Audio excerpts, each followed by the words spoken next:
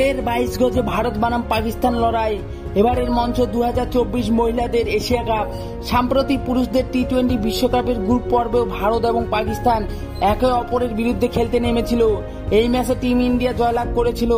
এবার হারমানপ্রীত কৌরের উপর দায়িত্ব, তার নেতৃত্বে আরও একবার পাকিস্তানকে ওড়াতে প্রস্তুত টিম ইন্ডিয়া।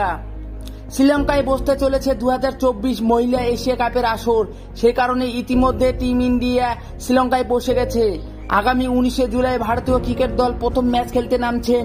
আর প্রথম ম্যাচে মুখোমুখি খেলতে নামছে ভারত বনাম পাকিস্তান। এই হাড্ডাহাড্ডি লড়াই ডাম্বুলিয়া স্টেডিয়ামে আয়োজন করা হবে।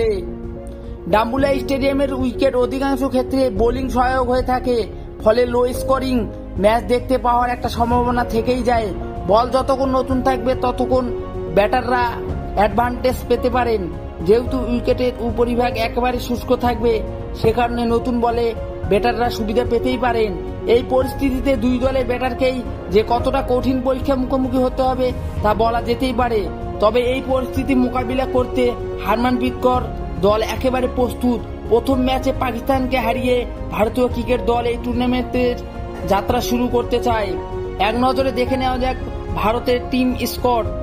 হারমানপ্রীত কৌর, রিচা ঘোষ, উমা ছেত্রী, স্মৃতি মান্দানা, শেফালি বর্মা, দীপ্তি শর্মা, পূজা বস্ত্রাকর, অরুন্ধতী রেড্ডি, জেমিমা রড্রিক্স, রেণুকা ঠাকুর, দয়ালান, হেমলতা, আশা শোভানা, রাধা যাদব, শ্রেয়াঙ্কা পাটেল, সঞ্জীবনা সঞ্জীবনী।